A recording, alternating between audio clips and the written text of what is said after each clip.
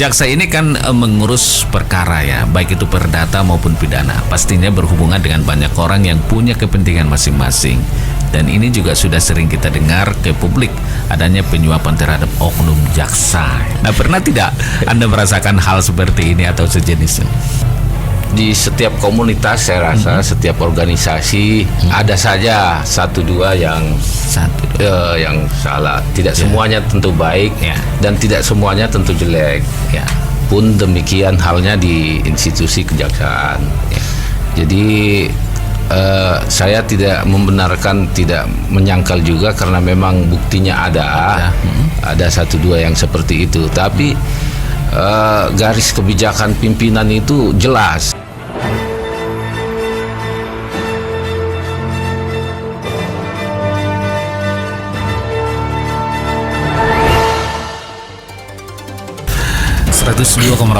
Serasi suara satu kata penumpang pasti selalu di hati. Terima kasih Anda masih bersama kami di Ruang Paslah, cerdas dan inspiratif mengungkap cerita di balik berita. Di hari ini sahabat Istad FM kita menghadirkan tamu, yaitu Bapak Kepala Kejaksaan Negeri Mandailing Natal, yaitu Pak Taufik Jalal. Makasih Pak, di tengah kesibukan kami sita waktunya dulu beberapa menit lagi nih Pak ya. Nah, kita berbincang mengulik ini perjalanan karir nih Pak ya. Nah, jaksa kan mendengarnya saja banyak orang yang gimana ya, trauma, saya nggak mengatakan begitu kan, misalnya keder, karena kita tahu stigma yang muncul di masyarakat tentang jaksa, orang yang menentukan bebas atau masuk penjara. Ini stigma yang memang stigma di tengah masyarakat. Nah, sebenarnya apa sih tugas-tugas seorang jaksa itu Pak? Apa memang sesuai dengan stigma masyarakat itu, atau memang seperti apa sih tugas jaksa itu? Jadi yang pertama nggak perlu takut, apalagi keder, was-was dengan jaksa. Jaksa selalu menampilkan performa yang mudah-mudahan bisa diterima masyarakat. Jadi jaksa harus profesional. Dengan profesional seperti itu bisa melayani masyarakat secara optimal. Jadi jaksa tugasnya itu tugas utama mewakili negara dalam penuntutan suatu perkara. Ditambah lagi jaksa juga bisa menyidik untuk perkara HAM berat dan perkara korupsi. Jaksa juga bisa menjadi pengacara buat instansi pemerintah maupun BUMN, BUMD, baik di dalam pengadilan maupun di luar pengadilan untuk perkara perdata dan tata usaha negara. Jaksa juga ikut serta dalam mewujudkan ketertiban masyarakat.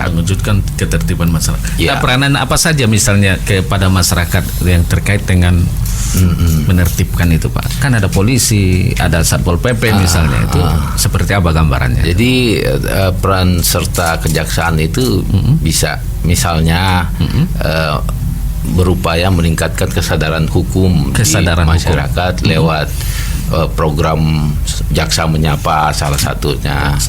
Jaksa masuk sekolah biar adik-adik kita juga sadar tentang pentingnya kesadaran tentang hukum. Jadi banyak hal lah yang bisa dilakukan kejaksaan untuk mewujudkan ketertiban masyarakat ya. Nah kan kalau misalnya sudah sadar hukum ya berarti ada sedikit mengantisipasi orang untuk tidak melakukan tindak pidana, barangkali begitu tujuan untuk menyadarkan masyarakat tentang hukum ini. Atau memang berikan kesadaran, mensosialisasikan hak-hak masyarakat terkait dengan hukum. Itu juga perlu disampaikan tuh Pak. Iya perlulah. Jadi semua norma yang diatur dalam hukum itu idealnya harus terinternalisasi di setiap warga masyarakat. Jadi kalau sudah terinternalisasi seperti itu, masyarakat sendiri yang menekan keinginannya untuk berbuat jahat. Jadi kalau itu sudah terwujud, masing-masing masyarakat itu bisa aware, menyadari soal hukum. Dengan sendirinya kita akan menemukan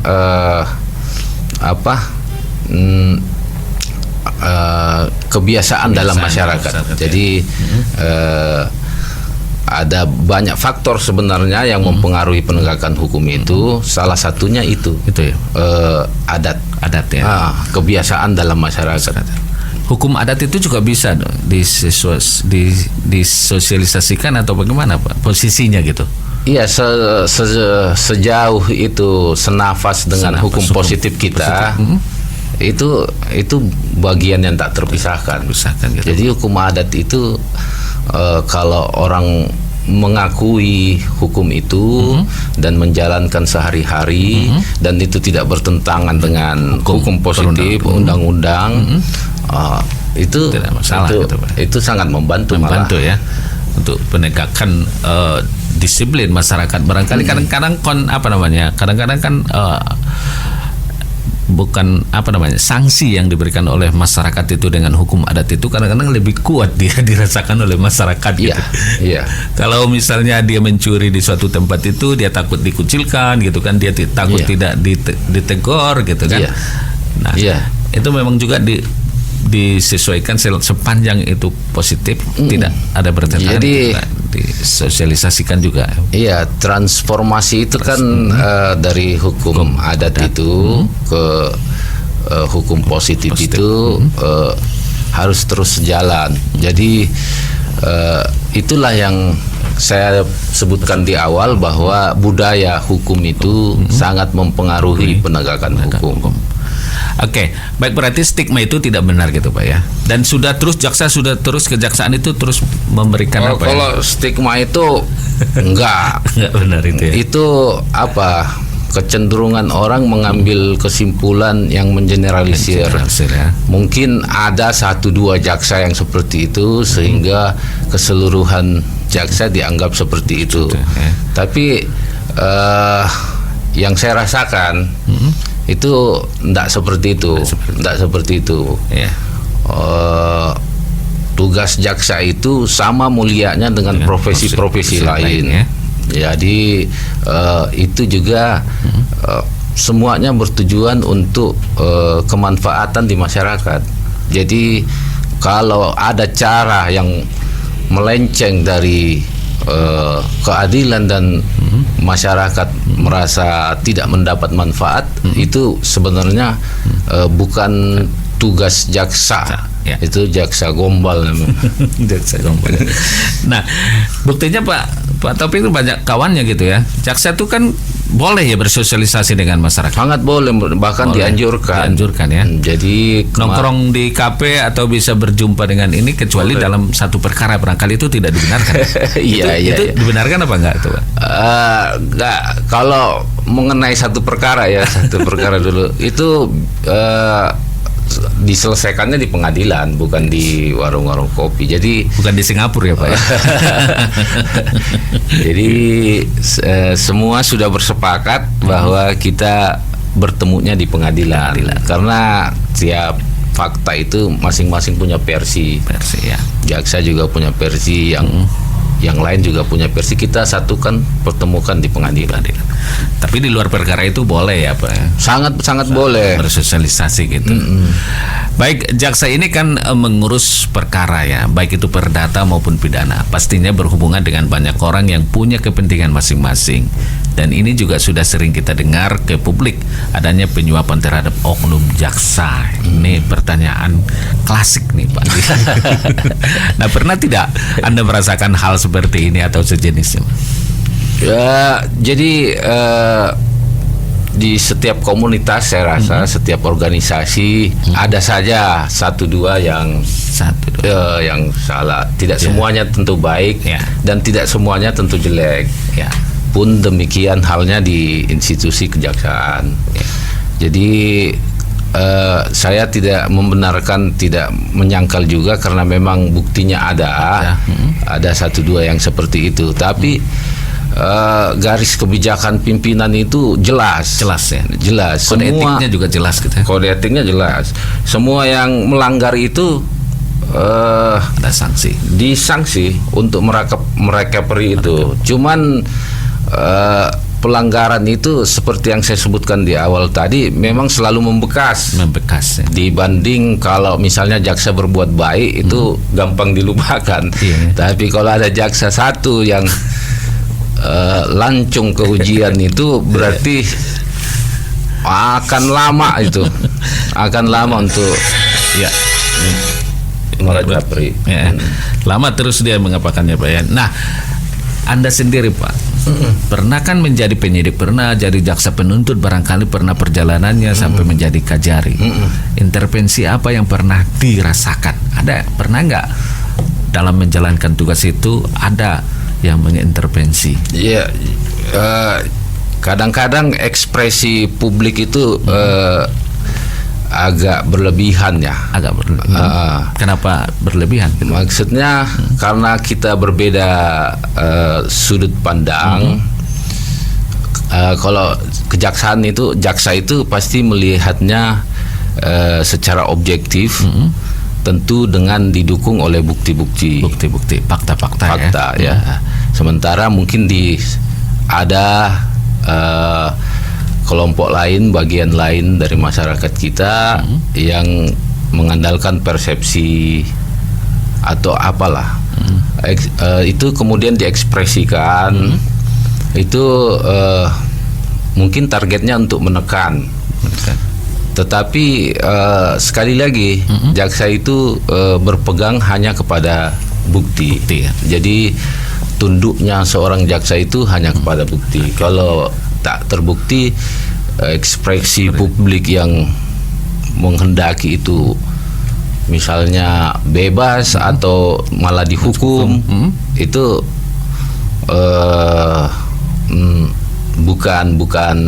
bukan menjadi pertimbangan kami. Artinya merdeka gitu ya Pak, bebas gitu ya. Iya.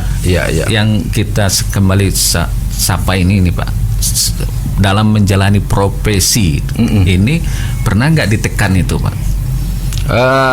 Iyalah, karena kan banyak yang berkepentingan dalam satu perkara itu. Bagaimana cara menghadapi itu Pak? Ya, sepanjang seorang jaksa itu berpegang pada standar operasional prosedur, berpegang pada undang-undang, ya saya yakin dia akan terus jalan untuk menegakkan keadilan. Nggak ada rasa takut itu? Ya selalu ada, tapi kan nggak boleh kita menangkan rasa takut itu. Keluarga juga sebenarnya mensupport ya dalam kasus perkara besar misalnya kan? Iyalah, iya. Itu mensupport sekali barangkali. Harus begitu. Tekanan itu, intervensi misalnya itu ya namanya juga dalam sebuah perkara itu barangkali pernah dirasakan. Tapi kalau yang dengan ini Pak, bukan ditekan gitu, dibujuk, dirayu gitu kan, disuap, disuap gitu. Pernah nggak dirasakan? Namanya seorang tersangka itu selalu berupaya untuk bisa bebas. Biasanya orang yang tersangka seperti itu dalam kasus apa paling dominan yang menggunakan itu? Hampir semua lah. Dia berusaha dan menggunakan segala cara untuk mempengaruhi. Iya, baik dengan itu tadi. Itu akan selalu muncul seperti itu. Tapi kembali lagi bahwa jaksa itu harus berpegang pada standar operasional prosedur yang ada dan undang-undang. Kalau dia melenceng dari situ ya konsekuensinya ada ya Pak? Iya, agak berat kalau di kami di internal kejaksaan. Paling beratnya apa? Diberhentikan dengan tidak hormat? Dipecat ya dengan tidak hormat gitu Pak. Oke, memang harus memiliki integritas yang tinggi ya. Mudah-mudahan, doakanlah. Kami juga tidak menganggap kami betul-betul sempurna. Ini semua berkat dukungan masyarakat Madinah lah. Ya, memang dalam sebuah perkara, khususnya perkara korupsi, memang masyarakat itu Pak Taufik sangat amat gitu ya, sangat amat itu menaruh harapan itu pada jaksa untuk bisa menuntut misalnya dalam proses korupsi itu sebenar-benar atau seberat-beratnya gitu kan. Iya. Jadi tekanan enggak nih seperti itu kalau misalnya dalam menangani sebuah kasus korupsi? Ya, jadi ada harapan publik yang begitu tinggi, sementara kelihatan bahwa penanganan itu agak lamban. Itu betul jadi tekanan, pressure. Psikologisnya gimana itu? Ya, kita Bisa tidur nyenyak atau bagaimana itu? ya itu juga jadi pikiran kami. Pikirannya. Yang saya mau sampaikan bahwa yakinlah bahwa kejaksaan itu bersama-sama dengan masyarakat. Itu melawan korupsi. Melawan korupsi. Kita sadar betul bahwa korupsi itu dampaknya sangat luar biasa. Daya rusaknya sangat luar biasa. Sehingga Itu pembunuh massal juga itu ya. Kadang-kadang lebih kejam dia daripada virus corona ini gitu ya. Bisa jadi. Korupsi ini ya. Bisa jadi. Karena mengambil hak yang lain gitu Pak. Hak-hak ekonomi rakyat terabaikan, hak-hak sosial rakyat terabaikan. Nah, ini kan sebelum diangkat mungkin sebagai kepala jaksa nih Pak. Ini tentu ada jabatan lain yang terlebih dahulu diemban ya. Tadi seperti yang saya sampaikan tadi pernah menjadi penyidik atau apa dalam struktur maupun fungsionalnya gitu. Selama itu apa kasus yang ditangani paling menyita perhatian dan waktu Pak? Dulu pernah saya jadi penuntut umum untuk kasus teroris. Itu pengamanannya sangat ketat. Sekali. Ada kendaraan-kendaraan taktis, barakuda di depan pengadilan. Pokoknya semua petugas itu bersenjata. Jadi melihat itu pressure-nya juga agak berat juga. Pengganggu ya? Enggak, situasinya itu memang tegang. Ada rada tegangnya gitu lebih. Di mana itu Pak? Waktu itu di Makassar. Di Makassar ya. 2005 lah. 2005. Ini yang menyita waktu. Istimewa bagi saya karena suasananya itu betul-betul mencekam. Tapi sekaligus juga ini ya Pak ya, dalam karir gitu prestise lah, artinya ada rasa ya itu dapat penghargaan dari pembina. Pembina ya. Itu pimpinan. perkaranya seperti itu dalam tuntutannya memang sesuai dengan apa yang dituntut oleh jaksa gitu Pak. Iyalah, iya. Hukum mati waktu itu enggak? Oke, hukum penjara seumur hidup barangkali. Iya. Nah, dalam pandangan ini Pak Kajari ini kalau saat menjabat sebagai kepala kejaksaan, apa kasus yang paling menjadi perhatian Anda khususnya? Sebelumnya sudah pernah menjadi Kajari nih Pak nih? Ini yang pertama kali. Pertama nih. Alhamdulillah. Karena Pak Kapolres pun katanya pertama kali di sini gitu kan. Berarti hebat. Jadi saya sebelum di Madinah ini saya di Kejaksaan Tinggi Kepulauan Riau di Tanjung Pinang. Saya selaku koordinator di Datun waktu itu. Datun ya.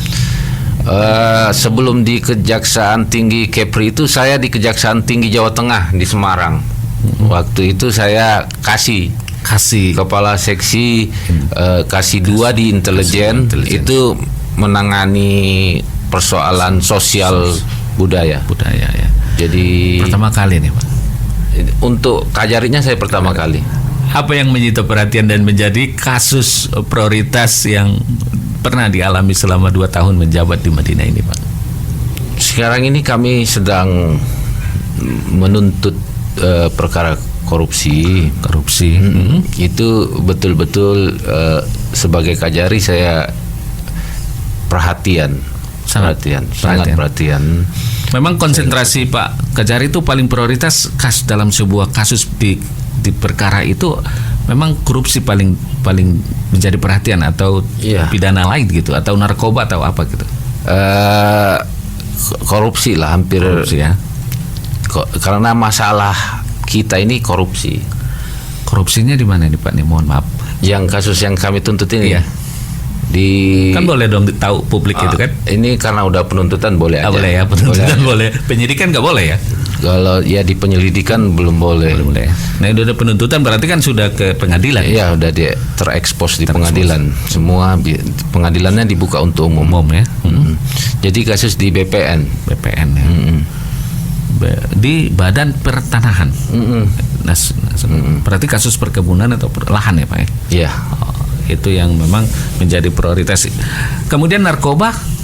Iya. Jadi perhatian juga, skala prioritas juga. Iya, di Madinah ini khususnya ya. Memang kasus narkoba kita ganja itu ada di ranking pertama. Paling banyak sekali. Jadi yang khas dari Madinah itu kasus itu. Itu juga luar biasa itu. Itu harus segera kita cari solusinya. Karena bukan hanya pendekatan hukum semata. Tapi harus lebih holistik ya, supaya ini bisa betul-betul selesai. Karena yang diserang dari narkoba itu peradaban ya. Ngeri kalau kita kalah cepat dengan itu. Karena memang di Madinah katanya paling banyak juga memproduksi barang ini gini kan. Lezatnya juga luar biasa katanya. Itu benar gak sih ini? Belum ada datanya sih sama saya. Cuman perkara memang menonjol lebih banyak. Setingkat apa sih sebenarnya perkaranya dalam narkoba ini Pak? Sebagai apa namanya itu, agen, sebagai pengedar, atau sebagai pemakai gitu? Hampir semua kualitas ada di sini, komplit ya. Jadi apa namanya itu, bandar ada gitu. Ya ada bandar juga seperti itu. Jadi semuanya ada sampai ke pemakainya ada. Okay. Nah, kalau misalnya ini tidak semata pendekatan hukum misalnya terhadap semua yang berkaitan dengan narkoba ini, saran Pak Kajari seperti apa sih sebenarnya konversinya supaya masyarakat atau tidak mudah terpengaruh atau yang orang yang berusaha ya berpendapatan dari situ misalnya beralih, sarannya seperti apa? Jadi terkait erat dengan tingkat kesejahteraan masyarakat. Jadi kalau itu bisa kita naikkan, orang tidak akan berpikir untuk melakukan kegiatan-kegiatan yang melanggar hukum seperti menjadi bandar atau apa di narkoba itu. Kalau kesejahteraannya naik, saya rasa sedikit demi sedikit itu bisa hilang ya. Karena memang itu paling pengaruh ya, kalau kurang sejahtera. Hampir semua kejahatan karena ada korelasinya dengan tingkat kesejahteraan.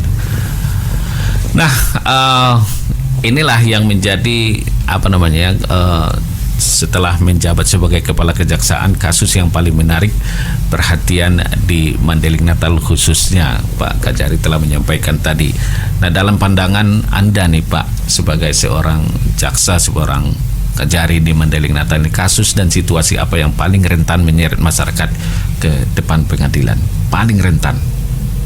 Seperti yang tadi ditanyakan, kalau dari data yang ada di kami, kasus yang terbanyak itu ganja itu, narkoba itu. Jadi memang harus semua pihak memikirkan cara untuk itu. Karena hampir 70% lah. 70%. Jadi itu yang rentan ya. Oke. Kalau dana desa jadi perhatian nggak nih Pak? Iya. Perhatian juga ya? Iya, dana desa tentu menjadi perhatian. Ada kasus Pak? Itu? Mudah-mudahan nggak ada. Mudah-mudahan nggak ada ya. Jangan sampai terjadi seperti itu. Baik, setelah terpilih menjadi kepala jaksa, tentu ada proker ya yang menjadi prioritas kerja yang telah disiapkan oleh Pak Taufik. Apa yang menjadi target dan harapan Kajari di Mandailing Natal ke depan ini kita simak selepas jeda berikut ini. 102.6 FM